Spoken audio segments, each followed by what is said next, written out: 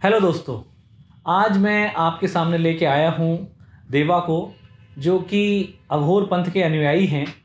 हम में से बहुत लोग ये समझते हैं कि उन्होंने थोड़ा सा सनातन धर्म को जान के और पूरे धर्म को जान लिया, जबकि सत्यता ये है कि जिसे सामान्य रूप से लोग हिंदू धर्म के नाम से जानते हैं, वो इतना विराट है कि उसके शायद 0.01% को जानना भी एक आदमी के लिए संभव नहीं है। उसकी इतनी धाराएं हैं। उसी में से एक धारा है अघोर पंथ की धारा, जो सामान्य रूप से लोगों के लिए एक विस्मय का कारण रही है, और वे अक्सर कर उसको लेके तरह तरह की भ्रांतियों से ग्रस्त रहे हैं। आज मेरा सौभाग्य है कि मुझे देवा से मिलने का मौका मिला और उनसे उनके पंथ के बारे में बहुत सी बातें हुई। तो आइए बातों का सिलसिला शुरू करते हैं। सबसे पहले मैं देवा आपसे जानना चाहूँगा कि आप कैसे अघोर पंथ की तरफ मुड़े।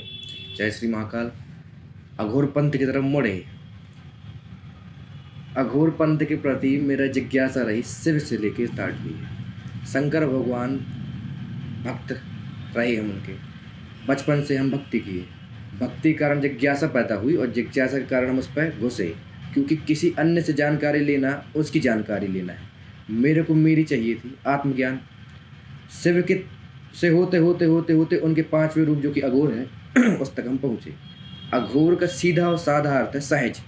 सहज में, हर चीज़ में सहज जी कहीं पर भी किसी भी प्रकार का कोई आडंबर नहीं जी। सबसे कठिन है सरल बनना, तो वो उतना सरल हो जाए कि उसको कोई भी चीज़ कठिन ना नजर आए। सब कुछ अपना ले। हाँ, मतलब शिव को प्रकट कर दे कोई, वो है अघोरी।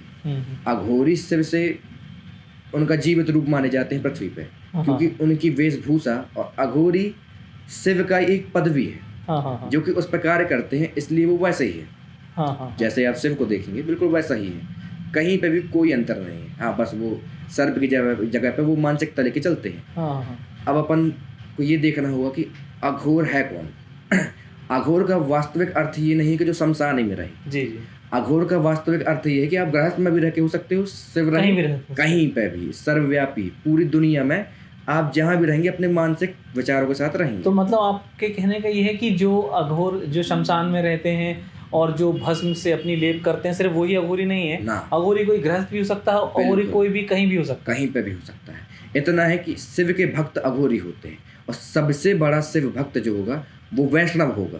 अच्छा। हाँ, सबसे बड़े वैष्णव, विष्णु भगवान के सबसे बड़े भक्त शिव हैं। अच्छा। अगर अपन इसको आध्यात्मिक तरीके से अपने तरीके से समझने की कोशिश करें तो अपन भगवानों पर न जाए। पहली चीज अपन को ये समझना होगा कि सृष्टि की उत्पत्ति कैसे हुई है, क्या हुई, ये अपना वैसा ही नहीं। अपन यहाँ पैदा हो गए, अब अपना कार्य क्या है ये जानना सबसे बड़ी चीज है। तो अपन को अपने लक्ष्य और उद्देश्यों के प्रति समर्पण होना ही अघोर है। अघोर का अर्थ किसी भी चीज में पूर्ण रूप से समर्पित अघोरी है।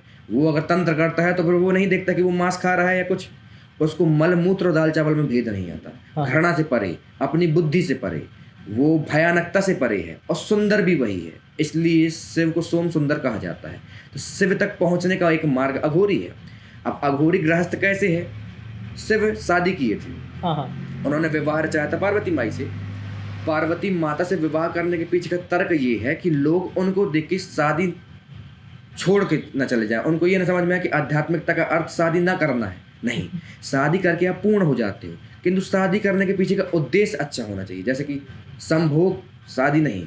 शिव ने कामदेव को भस्म करने के बाद शादी की थी, और शादी करने के बाद गणेश जी को पैदा नहीं किया उन्होंने, उनको बनाया गया है। तो शिव ने यही कला बताई है कि आपको जीवन देने के लिए आपके मिलन किस प्रकार से होते हैं, शारीरिक या मानसिक।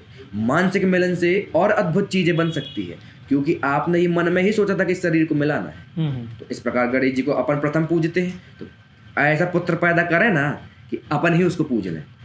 एक चीज़ मैं और जानना चाहता हूँ, जो सभी की जिज्ञासा होती है अघोर पंथ को लेकर, कि जो लोग इसमें जाते हैं उनकी ना कोई अभिलाषा होती और ना कोई दिशा होती, और वो हर तरह की चीज़ों से ऊपर हो जाते हैं। तो फिर आपकी जो ये बात है कि नहीं, वो गृहस्थी में भी रह सकते हैं, वो गृहस्थ भी रहते हैं, तो ये कितनी, इसमें से किस बात को ज़्यादा जो जनता की सामान्य रूप से धारणा है उसको सही माना जाए, या जो आप कह रहे हैं कि नहीं वो गृहस्थ भी हो सकता है और वो दोनों बातों में हो सकता है? एक सवाल होता है जो इतना महत्वपूर्ण है कि पूछने वाला उसका जरिया है। जैसे आप अगर साधारणतः सवाल करेंगे कि भगवान है कि नहीं, तो मैं भी उतनी साधारण तरह कहूँगा कि आपके मानने से है, आपके मानने से आपके लिए बस नहीं किंतु भगवान है, क्योंकि आप जीवित बैठे हो इधर, और जो मर गए हैं उनके लिए भी है, नहीं तो अपन पिंडदान न करें। भगवान वही है जो अपन दोनों को याद ही नहीं कि अपन को सांस लेना है। कोई है जो अंदर ही कार्य खुद कर रहा है, क्योंकि सांस से ही अपना शरीर चलता है। अपन सो जाते हैं, अपन को पता भी नहीं चलता कि अपन को सांस भी लेना है। कौन है जो कार्य करता है? आँख खोल के दिखता है तो आँख बंद करके भी क्यों दिखता है? ये भी एक हाड़ मांस का शरीर विचार कैसे उत्पन्न करता है, पहली चीज़ ये है। अब मेरे कहने का मतलब गृहस्थ भी हो सकता है। अघोरी का अर्थ ही है ना, पहले मैंने कहा कि सहज है, सरल है। उसको ये मतलब नहीं कि वो जंगल में है या वो घर में है, वो अपने विचारों के साथ ही कहीं आता या जाता है। उसके विचार शुद्ध हो जाएंगे, वो अघोरी है। तो कोई भी व्यक्ति किसी भी कार्य में पूर्णतया घुस जाए, अगर वो अपराध करता है तो फिर अपराधी ही हो। एक सेकेंड के लिए भी उसके अंदर फिर सात्विक चीज़ ना हो, ऐसा अपराधी बने कि मारने के लिए भगवान को ही आना पड़े। साढ़े से पुलिस वाले क्यों मारेंगे? ये अब एक बात, मैं इतनी उच्च आध्यात्मिक आपकी चर्चा से बिल्कुल अपने ज़मीनी धरातल पे, सामाजिक स्तर पे जो लोगों की जिज्ञासा होती है वो पूछना चाहूँगा। लोगों का ये मानना है कि अघोर पंथ में जो लोग होते हैं उनके ये भूत प्रेत और इनसे बहुत मुलाकातें होती हैं, और ये तो ये क्या है? आपने इस दुनिया को जाना, ये भूत प्रेत ये क्या है, इसके बारे में? भूत, सबसे पहले इंसान अपनी बुद्धि यूज नहीं करता है। दूसरों वो चाहते हैं कि कोई और व्यक्ति पता लगा ले कि भगवान है कि नहीं और हमको आके बता दे। अरे आप स्वयं जाके ढूंढिए, खुद को मिलेंगे, अच्छी बात है, आपको मिलेंगे, आप लोगों को बताइए। तो मेरे कहने का मतलब भूत का अर्थ क्या निकलता है? वह जो बीत गया है। भूत काल मतलब भूत जो बीत गया है। जो बीत गया है मतलब जो खत्म हो गया है, जिसको अपन कहते हैं ना कि व्यक्ति चला गया है संसार से, उसको कहते हैं अपन भूत। अच्छा, अब वैज्ञानिक दृष्टिकोण से energy can't be destroyed nor be created, it can all be transform one two another. एक स्थान से दूसरे स्थान तक स्थानांतरण किया जा सकता है ऊर्जा का, लेकिन वो नष्ट नहीं हो सकती, ना उसको पैदा किया जा सकता है। ऊर्जा ही तो है अपने शरीर में, चेतना, जिसको अपन आत्मा कहते हैं, उसी को लोग भूत कहते हैं। क्या है, व्यक्ति की धारणा ऐसी हो गई कि बचपन में अपन खाना नहीं खाए तो माँ ने कहा खा लो नहीं तो भूत पकड़ लेगा। बड़े होते होते वो मानसिकता बड़ी हो गई, आज भूत उनको दिखने लग गए हैं। जो चीज वैसे भी नहीं दिखती वो उनको अंधेरे में दिखती है जबकि अंधेरे में दिखना नहीं चाहिए। तो अपन को इतना समझना चाहिए कि भूत होते हैं।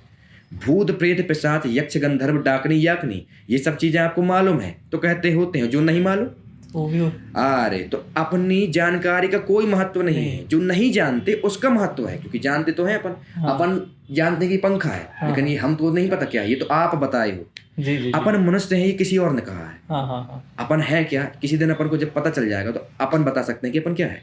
यही बात शिव ने कही। शिव ने कहा कि अपन क्या है, खुद को जानना ही आत्मज्ञान है। निज पूर्ण बोध, हम खुद का पूरा ज्ञान शिव को है। तो खुद का पूरा ज्ञान हो जाएगा तो आपको जब अपने बारे में सब पता चल जाता है तो आप इस सृष्टि के हर सवाल को जान जाते हो। भगवान क्या है, भूत क्या है, प्रेत क्या है, ये वास्तव में है। जिस प्रकार हवा है दिखती नहीं, उसी प्रकार ये है दिखते नहीं, महसूस किए जा सकते हैं। अब आपको वो महसूस होने पे आप डरते हो या प्रसन्न होते हो, ये आपका मन है। ब्रह्मा जी ने मन बना के स्वतंत्र छोड़ दिया है। अब आप चाहो तो उसको खुशी में बदल लो या दुख में बदल लो या कष्ट में बदल लो। तो सच्चिदानंद स्वरूप के जो भी भक्त हैं, मतलब सच्चिदानंद स्वरूप, ऐसा, अब मैं उनको क्या कह दूं, ऐसा विचार, शिव एक विचार, ऐसे विचार जो है ही नहीं, सीधनवा मतलब जो नहीं है वो शिव है। तो अपन कहते थे कि पहले जब कुछ नहीं था तो क्या था, मैं कहता हूँ कुछ था उसी को शिव कहते हैं। एक चीज मैं और आपसे पूछना चाहूंगा, जो वो है वो पूर्व जन्म से संबंधित। सामान्य रूप से कुछ लोग पूर्व जन्म को मानते हैं, कुछ नहीं मानते। कुछ लोग ये मानते हैं कि हम अनेक जन्मों में, जैसे कि हमारे सनातन धर्म में भी है कि आत्मा निरंतर तब तक जन्म लेती है जब तक कि वो उस उच्च स्तर को प्राप्त ना कर ले कि वो परमात्मा के स्तर पे पहुंच जाए। तो क्या ये सही है कि एक व्यक्ति एक जन्म में जिस स्तर तक आत्मा के जिस रूप को पहुंचता है, अगले जन्म में फिर उससे आगे की यात्रा आरंभ करता है? जी, जिस प्रकार अपन को अपना पूर्व जन्म याद नहीं, तो अपन ये कह सकते हैं कि अपन सिर्फ जिज्ञासा कर सकते हैं। अच्छा, अपन को सिर्फ जिज्ञासा के कारण ही किसी चीज़ को जानने का अवसर मिलता है, तो ये जिज्ञासा होनी जरूरी है। अब भी आपको अगर पूर्व जन्म याद आ जाए, आपको पता चल जाए कि आप उस कॉलोनी में पैदा हुए थे, अब पूरा राजपाट छोड़ के वहाँ चले जाओगे। इसलिए अपन को उन्नति करने के लिए भगवान ने वो याददाश्त खत्म कर। अब आपको उसको कुछ प्रक्रिया द्वारा देखना होगा। तो पूर्व जन्म और आने वाले जन्म सिर्फ अपने वासनाओं के कारण है, इच्छाओं के कारण। पहले जन्म में अपनी कुछ इच्छा शेष रह गई तो अपन अगला जन्म ले लिए, इस जन्म में कुछ रह जाएगी अगला जन्म ले लेंगे। अपन चींटी से शुरुआत की है, और शायद कह दिया जाए तो जो भी हम नहीं जानते, अणु हैं अभी तो, परमाणु जो नजर से नहीं देखते, उनसे शुरुआत होते होते इतने उन्नत होते गए अपन। प्रगति ही तो है कि आज अपन मनुष्य हैं।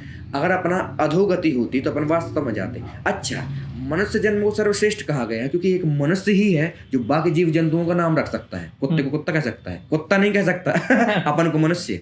हाँ, वो इतना जानता है कि इनके पास जाओगे तो ये दो चीज करेंगे, या तो पाल लेंगे, या तो खाना देंगे, या तो मार के भगाएंगे। कुत्ता इतना बस जान सकता है। कुत्ता दूसरों को भला नहीं कर सकता। हाँ, उसको रोटी दोगे तो ही आपका भला करेगा। रोटी ना देंगे आप तो वो आपके लिए नहीं सगा होगा, क्योंकि जहां उसको रोटी मिलेगी वो उसका सगा है। तो कुत्ते की वफादारी पे भी सगा है, समझ रहे? आप इतना है कि आप उसकी वफादारी को वफादारी नाम से संबोधित करते हो, आप उसके गुण को पहचानते हो, इसलिए आप मनुष्य हो। और अगर एक व्यक्ति आज एक पक्षी को देख के सोच ले कि वो भी इस प्रकार से अनंत होकर उड़े, तो अगले जन्म में वो पक्षी बने। मतलब वासनाएं हैं जो हमें अगला बिल्कुल। एक चीज़ मैं आपसे जो और दर्शकों के लिए मेरे चाहूँगा कि आपकी एक अद्भुत कला है, आप कविताएं लिखते हैं, और मेरी आपसे अपेक्षा भी है और हमारे और भी जो चाहने वाले हैं उनकी अपेक्षा है कि आप आगे जाके कम से कम जब तक हम लोगों के बीच आते रहें तो कविताएं गीत के रूप में चीज़ें प्रकट करते रहें। तो अघोरी की व्याख्या के रूप में आपने एक गीत रचना की है, उसकी कुछ पंक्तियाँ। उसका बिल्कुल जैसा कि कहा कि मेरा ये अनुभव है। जी। मैं इसको किसी ग्रंथ से नहीं लिया। शुरुआत मैंने शास्त्र से अध्ययन किया, फिर उसका अनुभव लिया। भूत होते हैं ये बात का पता मैंने शमशान में बैठ के किया। मैं उसको पढ़ के डरने नहीं लगा। तो कहने का अर्थ ये है कि उसके ऊपर मैंने कुछ लिखा है, वो अघोर शास्त्र से संबंधित है, क्योंकि मैं एक शास्त्र लिखना चाहता हूँ। आजकल के सो कॉल्ड रैप है ये, कह दीजिए, तो ये स्ट्रेट है, स्पष्ट रूप में। ये कुछ इस तरह है कि जय श्री महाकाल। रावण ने लिखा रहा तांडव, हम भी पहले थे ब्राह्मण, तो हमने लिख दिया घोरी। तो ये कुछ ऐसा है कि मैं सत्य ज्ञान का प्रकाश सुबह होती भोर हूँ, मैं तन की प्राण रक्त हाड़ मास मन की छोर हूँ, मैं ही तो हूँ जो है भरा तेरे जहन में इस कदर है तू खड़ा जो मेरी मध्य तेरे चारों ओर हूँ। इस सारे तंत्र मंत्र काम ज्ञान घर मेरा है इसमें सान, रहता मैं वहाँ पे जहाँ छोड़ आती जिस्म जान, हाथ में कपाल साथ मेरे महाकाल रात पीता चिताप माल, आंख मेरी लाल मन में उठते सवाल देख मेरा रूप देख डरते सारे भूत प्रेत, इतना मैं को रूप है चलती दुनिया जैसे झूठ पे है सच से दूर ये, मैं सच के पास रहता हट के लिपटे पास नाम सब जीते जी बने हैं सबसे मर के जी रहे सब ये विस्म पी रहा था कब से बैठ सिर्फ के साथ साथ सबको पास मर घट पे हर तरफ मचता शोर पूछ कौन मैं, क्यों करके मन को वश में कस लगा के बैठता हूँ मौन मैं हूँ ध्यान मैं कहूँ जो सत्य शिव की संतान मैं हूँ शमशान मैं मरा पड़ा है सब सामने है पूछ कौन मैं, अघोर हूँ मौन खुद में शोर हूँ तू जान तुझ में दोष क्या है किस दिशा की ओर तू।